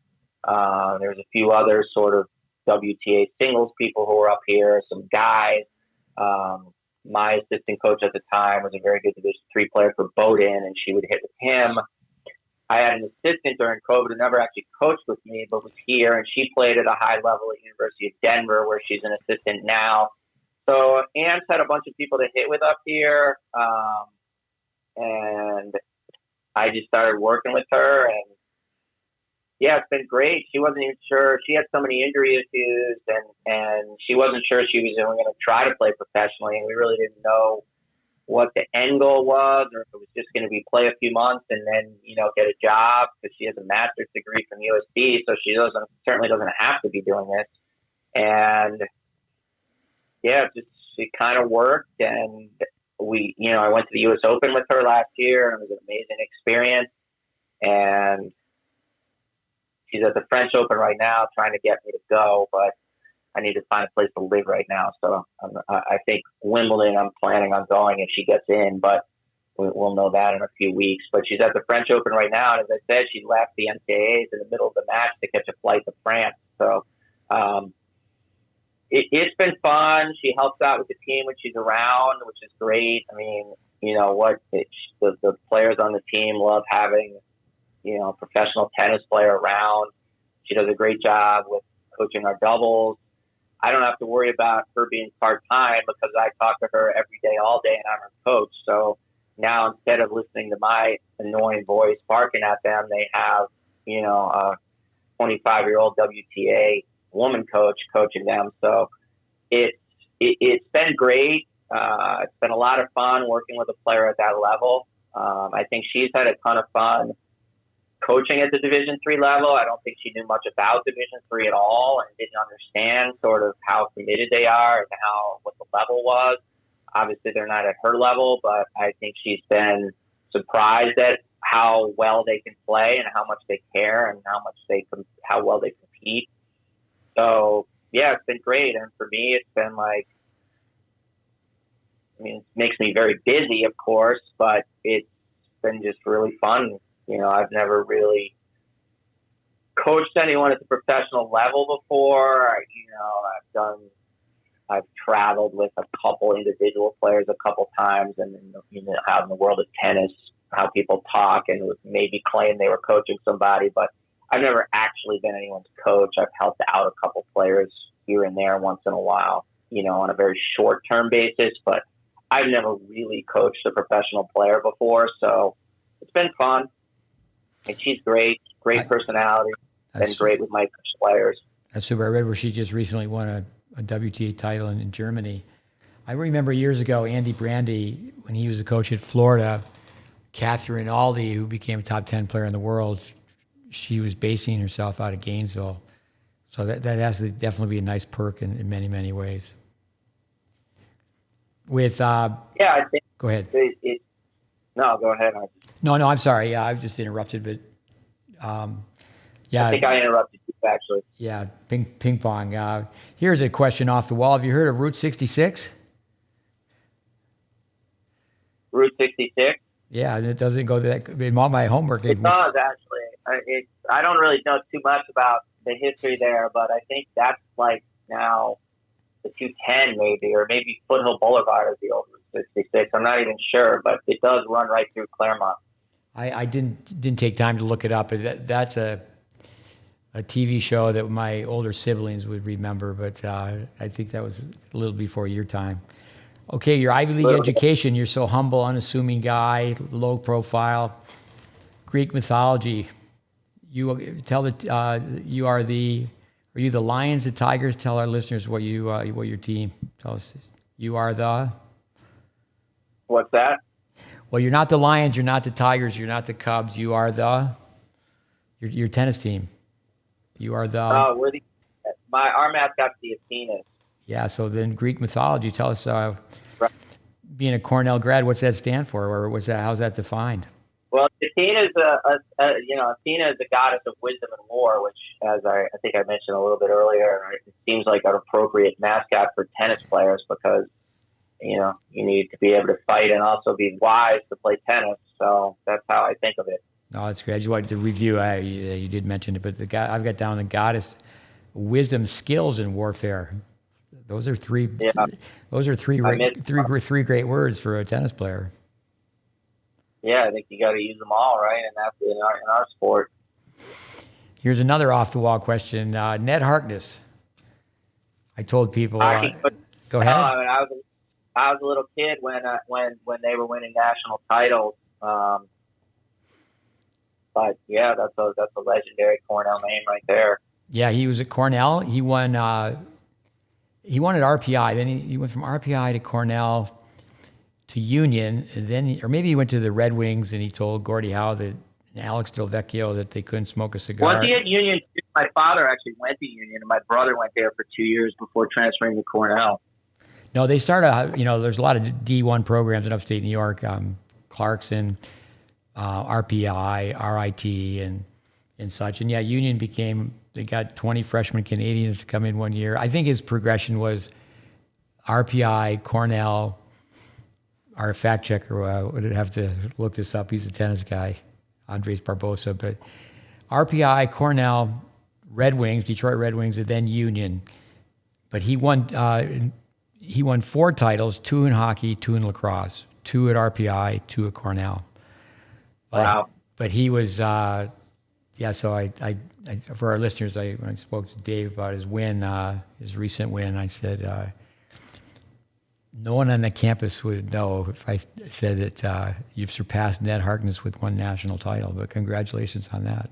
Well, that's a good name. Not many people are going to know that name here who didn't go to Cornell, or RPI probably, but yeah, if I've won more than him, that's, I guess, pretty good, although he won his in Division I, but. Well, I'll tell you a story about beer drinking. In 1970, Cornell won the NCAA hockey tournament in Lake Placid, and I was there with my older brother. And my job for the Clarkson hockey team, if you can believe this, and one of the guys was a little grumpy and said, "What are you doing?" And in like 6 hotel rooms, I was putting ice in the bathtubs, and then I was putting beer in the bathtub, the ice-filled bathtub. And then I became very popular. The Clarkson hockey players were drinking beer before the game. And that night in the hotel room. Different. Yeah, different. I can remember where I played at Oswego, there'd be beer on the bus. But with that night at the hotel after Cornell won, I was, 15 years old. And the Cornell guys were so fit that they each had 2 beers and were totally drunk. Ned Harkness used to take the players. They would play. They'd go Cayuga Lake, correct? Yeah. They bought an old nursing home. This is how I remember it. And all the Cornell hockey players stayed at this old nursing home out in the countryside, away from campus, because there was going to be no partying. They were just all business, and they were a machine. They were the Big Red Machine. Yeah, I believe the off-campus part, the no partying part. I'm not sure I buy that one, but maybe. Yeah, well, a Canadian, especially a Canadian hockey player, 12-ounce curls. In tennis, we say low to high, swallow through. But yeah, Harkness was just known to be such a great disciplinarian, and certainly it takes that at every level to win. What advice do you have for parents who have kids who want to play college tennis, and the same thing, coaches who want to be a coach who can be part of a national title? Same thing with players. I mean, maybe you could separate that or put that all into one. I mean, for parents, players, and coaches, what advice do you have? My path to being a coach is so unique. I don't even know what I would compare it to, but I would definitely recommend. Parents should be. They pay the bills, so they have to be somewhat involved. But the path of picking a college should be the players, way above the parents. But yeah, I would definitely look at all 3 divisions. You talked about the 11 UTR males who think they're going to play for UCLA. UTR has been helpful with that. There's no perfect rating system, but UTR is the best one we've ever had, and they have to do the research. If you can look up like Power Sixes for these programs, and you have to be. It sort of takes what it takes to get to a certain level, and if you're not willing to do it, then you need to have the goals that align with your level and your input. But almost anybody who plays tennis regularly can play college tennis. Now, there's a huge range, even in Division III, there's a huge range of levels. And you pointed out in Division I, the guys say, oh, well, I want to play Division I, not realizing that the highest level of D3 or even D2 is better than a lot of the Division I schools. And in the landscape now in Division III, most of the top programs are very strong academic schools. So if your dream isn't to be a professional tennis player, although there's certainly a few exceptions like Eric Buderak, who's made the finals of the Australian Open and coming out of Division III, but those are certainly the exceptions. There's a lot of opportunity to compete for a national championship in Division III, and then obviously a lot of these schools are super strong academically, so there's plenty of opportunity postgraduate for whatever you want to do. So I think Division III is a lot more respected and known than it was 20 years ago, but you said flat out a lot of these, especially I guess you work with more of the boys, but they flat out are like Division I without realizing what their goal even really actually means. Yeah, with boys. Research. Go ahead. And I just say do your research, but from my personal experience, I'd much rather be competing for national championships than be sort of middle of the pack or whatever in Division I. That's me, but everyone has to make that decision for themselves. No, we've plugged this before. Eric Buderak, who I really don't know, I've met a couple times, but when he played that Australian Open final, he played with one of our students, Raven Clausen. So we talked about asking Eric to be on our podcast, but I said, well, let's go a little further back in time with Bud Schultz. And Bud, he was on, but to go even further back, Jim Verdick, and he didn't always coach Division III because at one point his teams were NAIA. But he at Redlands had a number of years. He had, I believe, all the time he was there, he had no scholarships. I don't know if that's 100% accurate, but underfunded program. But to me, I think Division III really proves that you're a true coach. I do think there's a lot of times that the Division I coach who's driving the bus, and they pick the player up and from the airport, and next thing you know, they're playing matches. I wanted to ask this. I think a lot of boys there's a lot of positive to this. They have one roommate, so they're number 2 in their room, in the dorm. And the next year they think they're going to be number 1 in the world. Where I think the girls, a lot of times, if they're not quite, good enough to be on the roster, they go and put their energies in something else. They make a departure from tennis, competitive college tennis. But my question, I do think the boys, the men seem a little more willing to sit the bench in college than the women. That's one little difference I would. I mean, our program doesn't have too much of an issue with that because we're pretty successful. But I would say your point overall, the men see being on the sports team a little bit more as part of their identity if they're not a starter. And do you have? Go ahead. The women have way more access to scholarships than the men do because there's more. So the women, when I recruit, the women. A comparable woman will have many full ride offers on the table, and the American men are getting offered 25% or less. Well, I know you came to visit where we ran a program on Hillsborough Community College campus for 15 years. And 10 years, I oversaw the junior college team, and I knew this at the time. I'd have to go back and see if it's still true that there's a surplus of women's scholarships in tennis that are not even taken. Speaking of which, I saw your old Chad Berryhill, who's done a very good job coaching. I saw him when I was at NCAA. Yeah, I just spoke to him the other day. He's got a young man who's done an internship with us twice, who's going to help him with the team and be a grad assistant. And interesting enough, he's not a tennis coach; he's a physical trainer. But his GA is going to be a fitness trainer. But he knows. That's been great. Barry's just so dominant; he can't quite get over that hump. But hopefully, he does. I think one thing with Division II, to my knowledge, is that to go to the national tournament, you have to be, I think, in the top 4 in Florida, where he won the indoor nationals. He was in the finals this past year. Finals with women, men won it. but then he had, a couple internal problems like teams have where someone didn't really put the foot to the pedal when it came down to the spring season.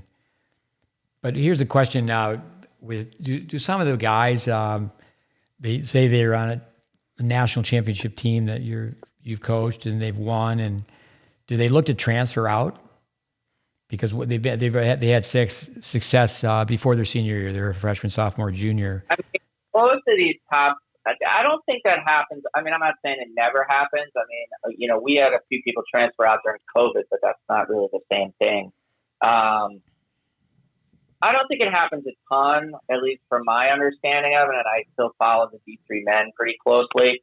The thing is now the top, most, as I said, that the top Division III teams on both the men's and women's side are also very strong schools academically, so people tend not to want to leave those schools. I mean, now there's the whole fifth year thing, so that's a whole different animal, but and a different conversation. But I haven't seen too many people transferring even the best players in Division III to Division I, honestly. A few have done a fifth year at a Division I, and you've seen vice versa, where the fifth years go from D1 to D3. But I haven't seen an epidemic of the successful players transferring. I think a lot of that has to do with they're out of school, they're happy, they're competing for national championships, and they're really, really good academic schools. So they're going to be set up after college. No, I watched your match online, the team championship, but then I watched the men's, and I understand that the number one player from Case Western has a fifth year because of COVID, and he's going to play for Virginia. Right. But here recently, go ahead. That's a year. I'm sorry? I said that's not really a transfer. That's a fifth year. Yeah, right. Exactly. Okay. But yeah, he's playing for Virginia. We'll see. Yeah. He's good. He's very athletic. He's good. We'll see. I could definitely see him starting a double. Singles, I have a few doubts, but it's certainly possible. With your thoughts on foreign players, I looked at your roster and saw you had one player from Russia, Tufts, who was a runner-up on the men's side. They had quite a few players from overseas. I mean, a lot of it has to do with the financial policy of the school. Say that again? I said a lot of if you look on rosters on Division III schools and see a lot of international players, they tend to be at the universities and and it has to do with the financial aid. Like, so we have really no international aid at all. My player from Russia is an American citizen, so she's eligible for the financial aid that the U.S. citizens have. But we don't have any. We have no international aid, but Tufts actually does, so that makes it that makes a difference.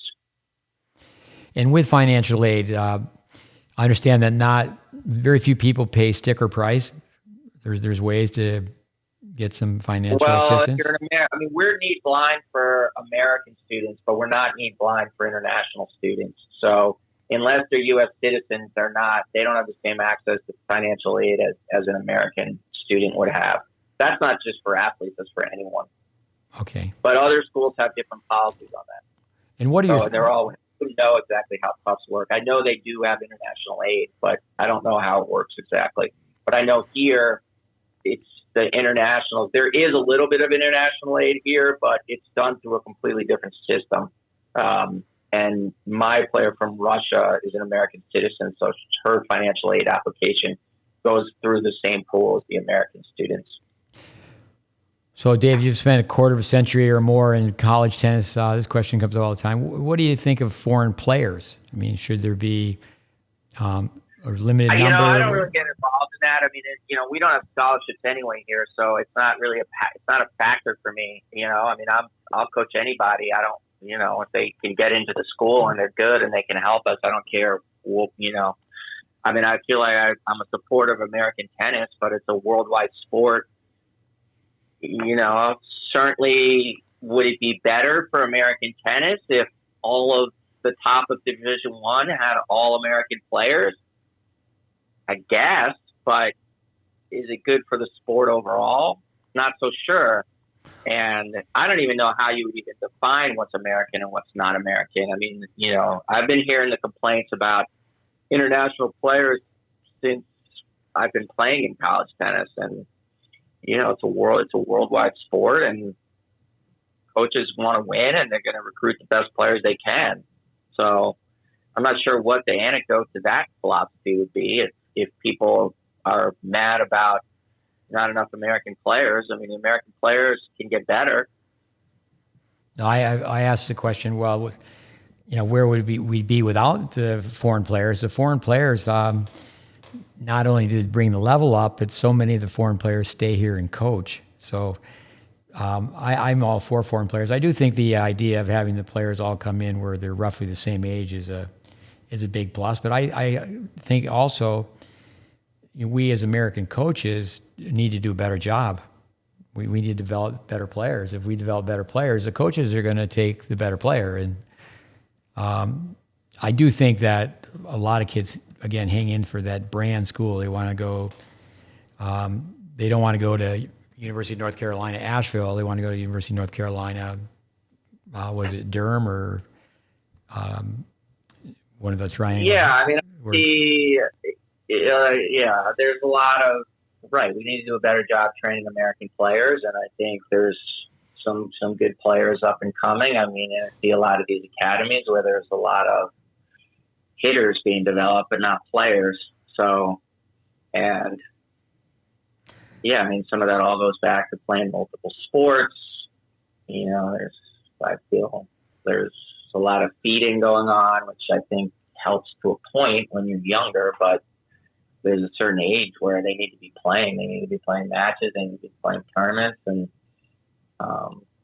a lot of the feeding, they're feeding them balls that all move the same speed and spin. And sometimes it's easy to hide technical issues when you're getting grooves to be a good hitter and not a player. Yeah, I've got it wrong. Durham is Duke. But anyway, UNC, where the big boys go. Generally the campus that has, obviously, I think it's always the school that has the football team has the funding. How did you think it worked out at Lake Nona having D1, D2, D3 all at the same time? Well, it worked out well for us. Yeah. You won, but I just mean as far as the event itself. I thought they did a good job. They spread it out pretty well.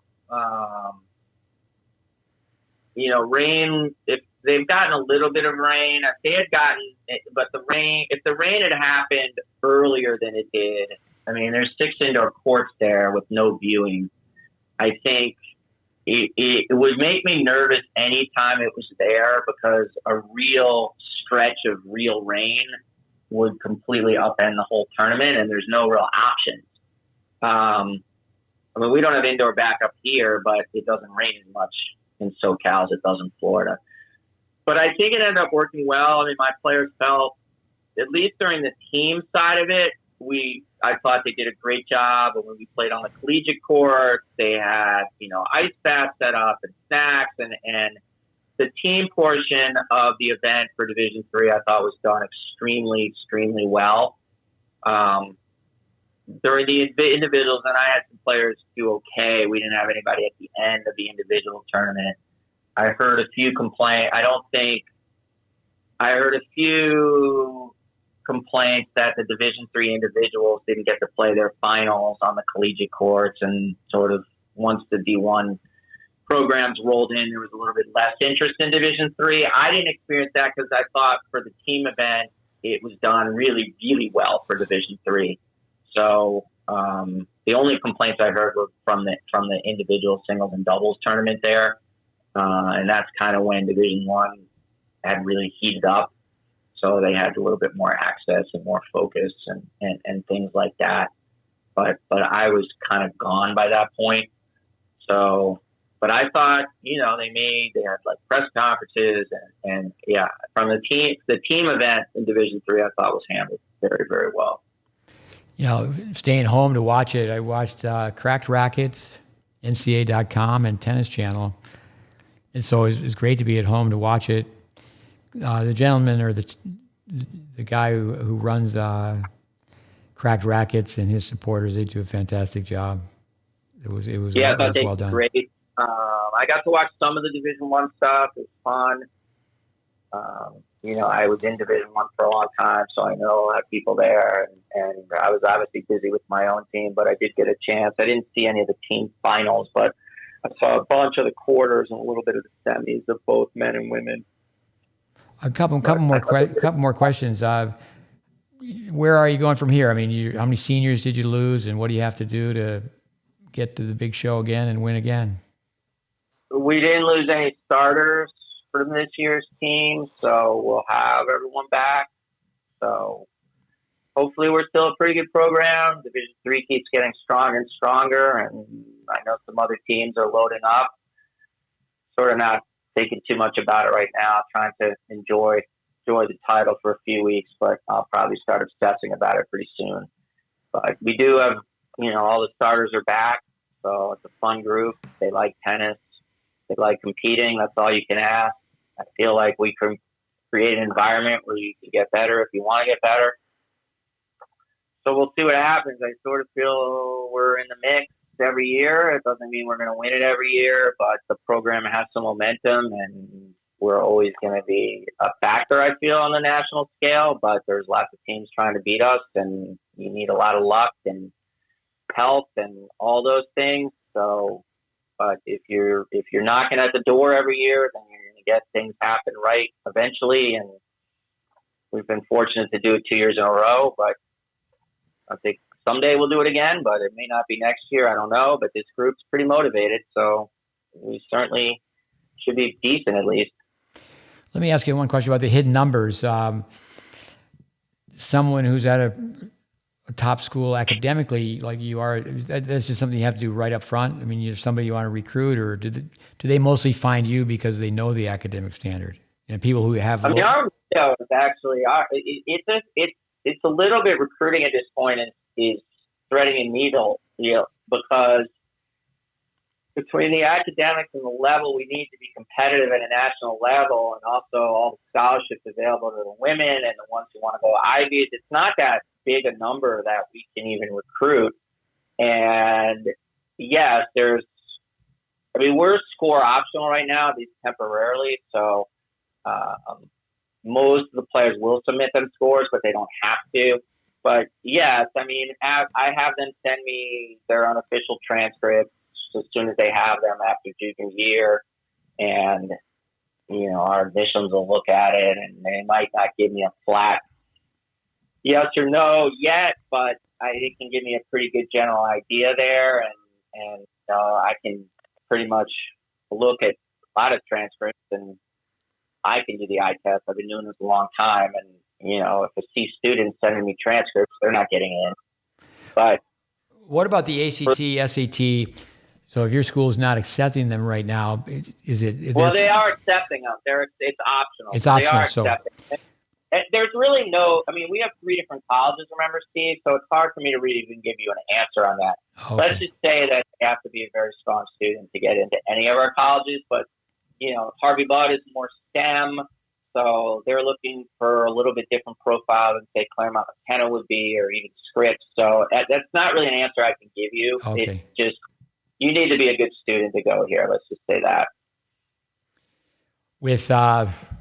I'd be remiss not to ask you, you say Richie, I say Bonfiglio. I like the last name because I can sing it.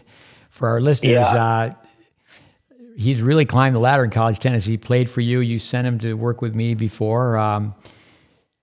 Fun guy. Give us a Rich Bonfiglio story.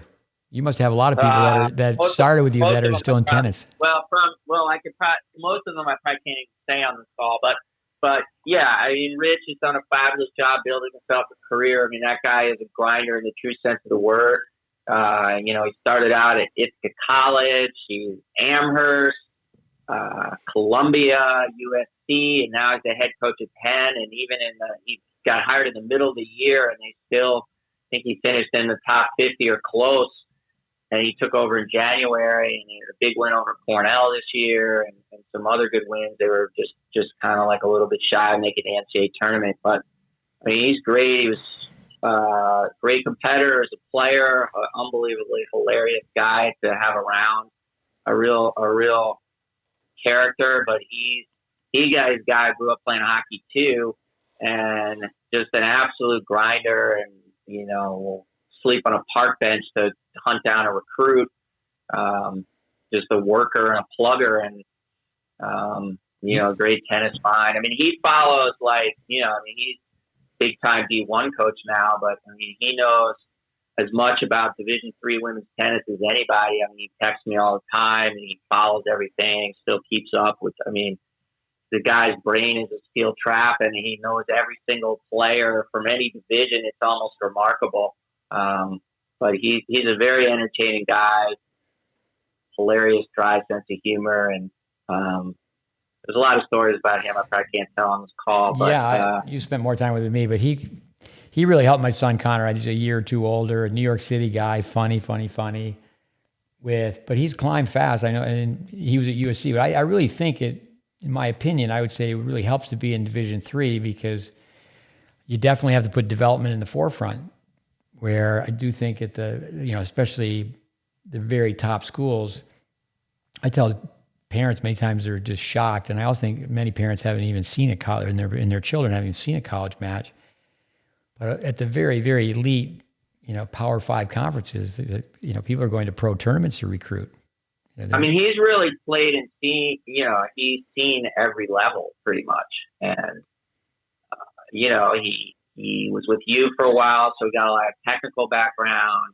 And he's such a sports and tennis junkie. Just his mind for, making adjustments mid-match also is terrific. And he's an entertaining, hilarious New Yorker. So, and he's a relentless recruiter, and he can relate to lots of different people from lots of different backgrounds. I mean, I'm proud of him that he started out, as a coach in Division III, and he played Division III, and now he's a big time Division I coach. No, it's a great story. I think of Ty Tucker, he just got away with talking to 20-year-olds. I mean, give or take, they're 18, 19, 20, 22. But I could see where with his sense of humor that he's kind of a man's man, guy's guys, and he's definitely somebody who, I use the term from Howard Cosell, jockocracy, is that he's going to know how to talk to athletes. And, I think that's so important to, how you frame it. He actually hired somebody that we... What's that? And then I'd move on from there. Yeah, who knows? We lost you for a second. Go ahead, say that again.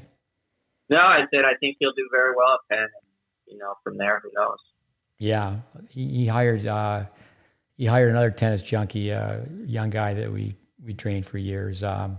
But yeah, like you said, we'll have to just wait and see. That's the nice thing about sports. I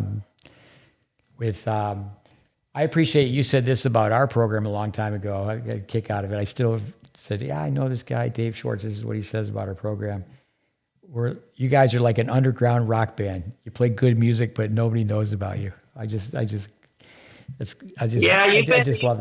On the social media train, more people know about you than when I first said that. But at the time, I thought you were doing some great things, and no one really kind of like you. I knew you just because you're an upstate guy, but I think the word's out a little bit more. But maybe they say the same thing about me because nobody knows who I am either. But I feel like I'm doing some decent things here with in the world of Division III. So yeah, there is no four, I always say. So in the world I'm in, I do okay.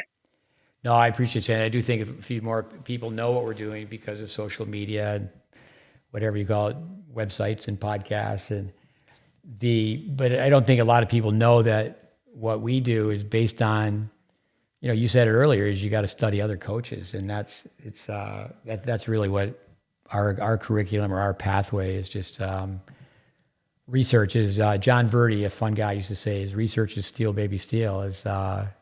I heard someone say recently that all good coaches are thieves because if they see something they really like, they go, okay, I'm gonna take that. I always assume I don't know much at all because I'm motivated by always learning, and I steal stuff from people all the time. But no, I think just what you said in the beginning. It's always fun for me to talk to someone with your experience. I did not know. I knew that you. Business, Wall Street, I knew that you did that and got into tennis, but I didn't know that you were teaching. and teaching troubled students, and I think all experiences add up, and the fact that that very different on Wall Street. I'm talking to the richest people in the world, and then when I was teaching the students who were kicked out of school, that was a very different population. Yeah, but that's diversification that really just helps you out with. Are you still there? I am. Yeah, no, I think the book Range, where they say generalist versus a specialist, and the generalists, they're better off. I mean, I tell all the time that young tennis kids who I think everybody has their own philosophies. I think that every tennis kid should work where they have to work for tips. And then when someone doesn't tip you, don't get upset. But then I say, if you're a kid who can wait on 5 tables and you show up and the restaurant manager said, hey, tonight you got to do 8, 10 tables. And just that, okay, you got to make it happen and blossom where you're planted with, the courts that you described at Middlebury. It's just amazing to think in the snowbanks of Vermont that you ended up winning national championships. And then it's a little easier to fathom, doing it where you are now in sunny Southern Cal. Yeah, some of those northern tennis programs are pretty good, and our outdoor courts, the 3 days of the year we could use them at Middlebury, were actually pretty nice, and it's a strong athletic department, and I had a lot of support. So, when I first got there, we weren't very good, but Middlebury is pretty well established. There's tennis factor in Division III, at least on the men's and women's side now. And one of my former players is actually the men's coach at Middlebury now too. So, got a couple of people I know in coaching.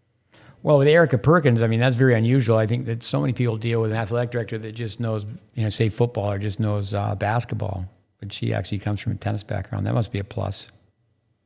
Very lucky to have Erica as my athletic director, but at the same time, at Middlebury, Aaron Quinn does not have a tennis background, and he was super supportive of tennis. So it's not only about that, but yes, Erica's an expert in tennis, so that certainly helps the cause. Last question. So you may go to the White House. What's the deal with that? Win a national championship. You're going to go to the White House? I got this email, and we're trying to put it together, and I actually have some work to do when I get off this call. But apparently they're having a college athlete day that they've never done for. They've invited individual teams and always Division I championships have been mostly major sports. I think a few of the Olympic sports have been invited, but they've never done anything like this with the Division II and Division III. I'm not even sure how it's all going to work. If everyone accepts, that seems that's going to be quite the event over there, but it's the summer. I'm sure not everyone's going to say yes, and some teams will have a few people. But I really don't know much about it, but I think we're trying to go. The players seem excited. It's once-in-a-lifetime opportunity, I guess. I'm not sure we're going to be hanging out with Joe and Jill too much personally, but we don't really know what the event's even going to look like. But I've never been invited to the White House before, so... I worked at Tyler Junior College for 10 years training tennis teachers, and when I was there, the group of gals who performed at the football games, they went to the White House twice and the Super Bowl twice. I said, hey, we're number 2. We got to work harder. We're the number 2 program here. Going back to Bonfiglio, did he play or did he coach under Chris Garner? No. He played against Chris Garner teams because Chris was at Amherst when Rich was a player. But I really respect. He never coached with Chris. No. Okay, Chris. He brought his kids to me a couple times when they were really young, and I just know that he had this knock it out of the park record at Amherst. I'm not sure how many he won, but he was in the finals like 5 times. But like yourself, great question. I think he won. I actually beat him in the finals in 2010. Okay. He won at least 2 at Amherst. But no, I pay attention to that because one of our heroes is the late Jim Verdick, and our listeners could go back and listen to a couple of podcasts we dedicated to Jim Verdick, and then his son was on. His son read a letter that his father used to read to incoming freshmen on one of the podcasts. But no, because it's so healthy. I know Peter Smith said that the soul of college tennis is Division III because. College Division I, it almost becomes like big business. I do know now because kids are reading about waivers and the draft, and I've had some young boys talking to a D3 coach and to say, "Hey, coach, I just want to play for a year, and I'm going to go from a 9.5 to a 12.5, and I'd like to transfer." And I just go, no, you shouldn't have said that. Go where you wanted and just produce. Yeah. But anyway, Dave, it's been great to have you on. Give us one thing that we should write on the bathroom wall, and we'll call it a day.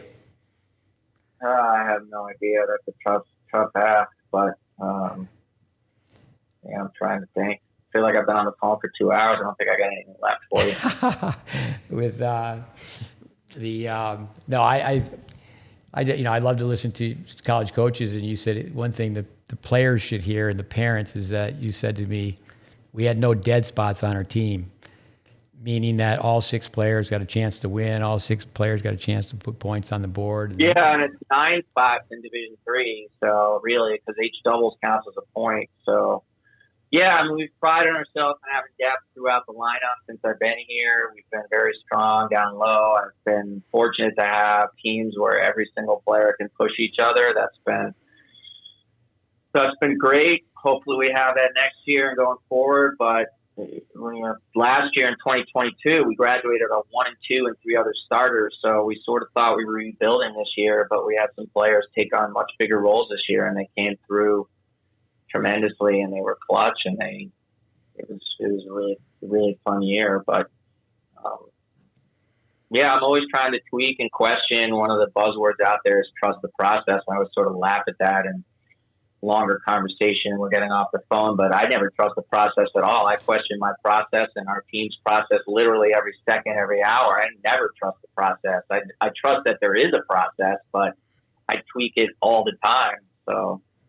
No, that's great to hear. That's something great to end on. Where I think, from the top you got to pull, and from the bottom you got to push. And I promise. Last question: what do you think of the doubles scoring format, Division III versus Division I? Do you like it where everything is 1 point, or you like it in Division I where they play for 1 point?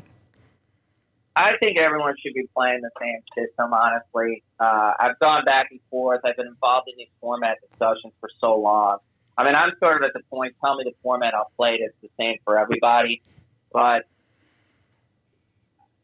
I think the doubles, I think when someone sweeps the doubles, a lot of the excitement out of the tennis match is gone. So what the Division I should have done, I think, is because the fans love the doubles, what the perfect system for me would be the 7-point match the way Division I does, and have the doubles be an 8-game pro set instead of a straight set.